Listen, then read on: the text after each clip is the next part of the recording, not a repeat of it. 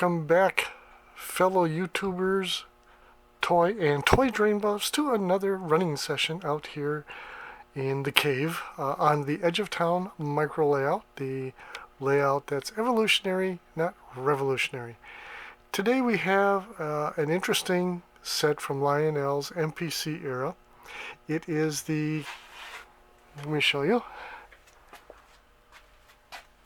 the Kickapoo Valley and Northern Railroad. Now, it's interesting. Growing up, if anyone mentioned the word Kickapoo, I would have associated it with Al Cap's Little Abner cartoon series. And Kickapoo Joy Juice, for those of you who are old enough to remember that, I would never have guessed that there was, in fact, a real place called that. And the reason I latched onto this set, or how I latched onto this set, was watching Brent Harris O-Gauge Trains channel, and he pulled out his childhood set, his actual childhood set when he was a kid, and it was this Kickapoo Valley and Northern.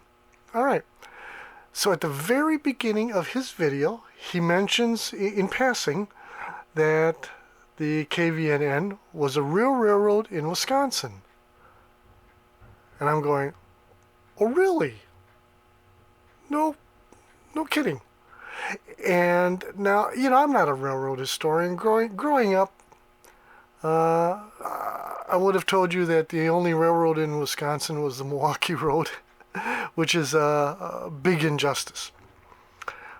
So I did a little research, and wow, just a quick search of Wikipedia showed that there were about 200 railroads that have or are operating in Wisconsin since the 1800s. 200! Oh my God, that's a lot. I never realized that. Of course, a lot of those were railroads that had gone bankrupt. When you look at the list, you can see where, okay, the railroad went bankrupt, got reorganized, came back to life for a while, changed its name, and was now operating under a different name. And you get that a bunch, and that might account for, maybe a third.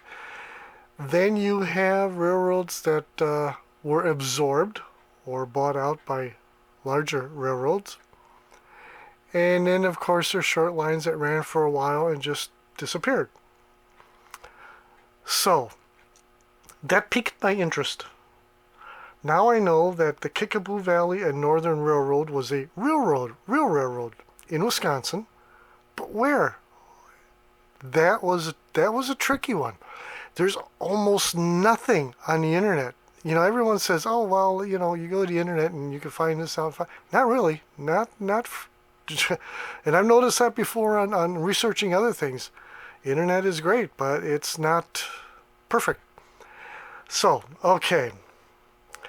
I did manage to find one blog and one Vimeo video on that mentions the Kickapoo Valley and Northern. Alrighty. And it turns out the railroad had a fascinating life, if not very long, unfortunately. Now, first of all, where is the Kickapoo Valley? Alright, so here we have a map of Wisconsin. Do you see that little sliver, almost an arrow or arrowhead shaped blue spot in the far southwest corner? Alrighty, see that right there? That is the approximate location of the valley and the railroad. A little bit south of there is Dubuque, Iowa. A little bit northwest of there is La Crosse. Alrighty. So that's the location. The history is really fascinating. The Kickapoo Valley and Northern was affectionately nicknamed the Stump-dodger. Stump-dodger. It was organized in 1899 by a group of local area businessmen, local, when I say that, southwest Wisconsin businessmen. And from the very beginning, it had financial problems. So much so that there was no money for steel rails when they were building it. And so they had wooden rails of maple, temporarily used to get the work crews to and work train and crews out to the construction sites. The southern end of the terminus was like the headquarters in a place called Wauzeka, and it went. Did I say 1899? I think I meant 1889. All right, that's when it was organized, 1889, because the first train ran in 1894. So 1889 organized, construction started. 1894, it made its way 21 miles north to a town called Gaze Mills. And by 1897, it went all the way north to LaFarge, a distance of 51 miles. All right, so it was a short line, obviously 51 miles. It ran standard gauge equipment built in the shops that I'm aware of. I'm not sure about the engines, but my reading indicates that at least the cars were built in the shops in Wauzeka. The railroad ran 2 trains daily, north and 2 south, except Sundays, with special trains added as needed. It hauled passengers and freight. It hauled livestock. And one of the 2 trains daily would be passengers only, and the other one was a mix. And like I said, special freight trains scheduled as needed. All right. In 1899, the railroad declared bankruptcy and was bought out by a local businessman. And then because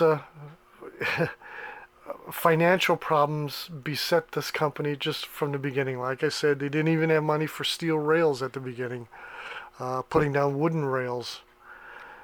Then by 1903, it went bankrupt again, only this time the Milwaukee Road bought it out, and it was called the LaFarge branch of the Milwaukee Road. Now, it's interesting that the passenger train that ran was called the Wauzeka Flyer. All right. And by 1938, the railroad just couldn't make it anymore. With the advent of better roads, more capable trucks, and the great expense of maintaining a right-of-way, the line declared bankruptcy and folded. All right, now Dave Collins, who put together the Vimeo film by Midwest News Productions, had this interesting quote. The river and the railroad were intertwined in a love-hate relationship. The river found the easiest pass through the valley and was there first, and never let the railroad forget it by flooding its tracks as often as possible. So, that is the history of the Kickapoo Valley and Northern Railroad, a real railroad in southwest Wisconsin. And this Lionel, MPC era Lionel set is interesting both for what it represents and what it is, and for what it isn't. Alright, so we just covered the history of the real railroad. The set itself is a starter or entry-level set consisting of this saddle tank or dockside 040 switcher with balloon stack. It's a very simple affair. No smoke, no light. The forward neutral reverse switch is manual and located in the back of the cab here. It comes with 3 cars. They're 4-wheel cars, a small gondola, a small side tip car, and a bobber caboose. So what makes this an interesting set for what it isn't? Well, none of these cars represent, or this whole concept, it does not represent anything that actually ran on the KVNN. My research, as little as there is on the web, my research shows that it had an 040 switcher, but it wasn't a saddle tank like this. It looked totally different.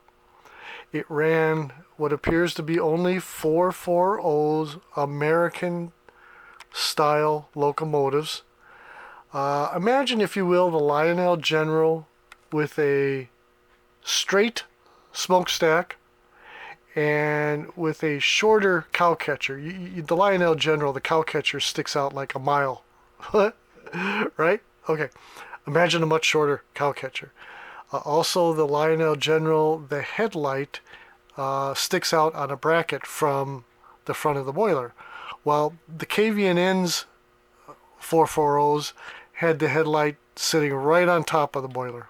Okay. In addition, the cars, which apparently were made in the Wauzeka shops, just resembled standard freight and passenger cars of the era. You would have had passenger cars that were quite long, stock cars, gondolas, freight cars, and there is apparently a surviving caboose at the National Railroad Museum in Green Bay that was originally a KVNN caboose and is now painted up in Milwaukee Road colors. Okay? And this bobber caboose looks nothing like it. Now, these cars are pretty cool because you can use these types of cars for other short line operations. But again, none of this resembles anything that ran on the real KVNN. They're all plastic except for the few metal parts needed for the engine. And like I said, it's a basic starter set. I'll tell you what, this micro layout here is perfect for this small train. And let's see how it runs. It tends to run fast. I cannot get it to run slow without stalling.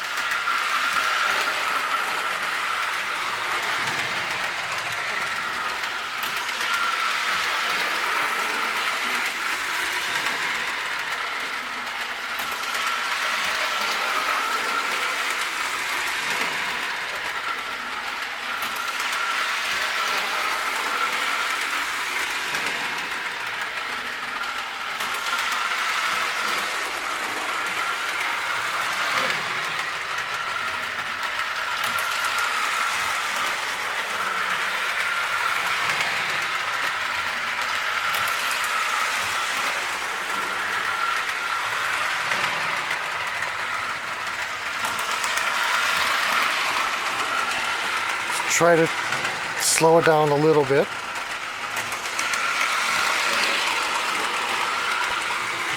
Right now it's running like a Marx engine, warp factor 5.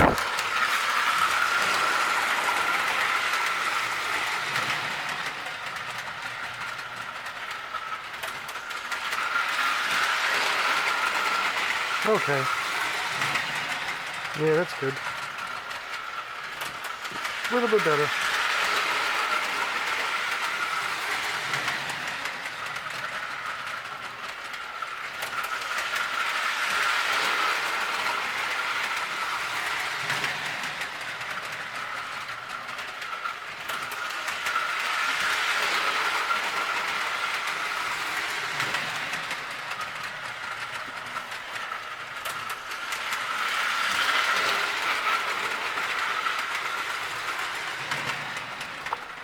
Okay, we're going to bring this on home. We're going to bring the Stump-dodger on home.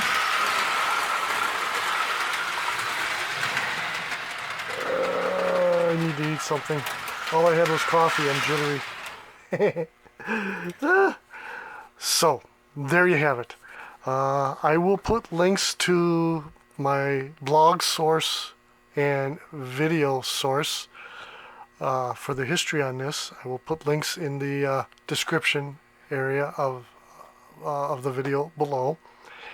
And that is a quick look at a fascinating little short line railroad out of southwestern Wisconsin, which ran from the late 1800s to 1938 before finally calling it quits, like so many others.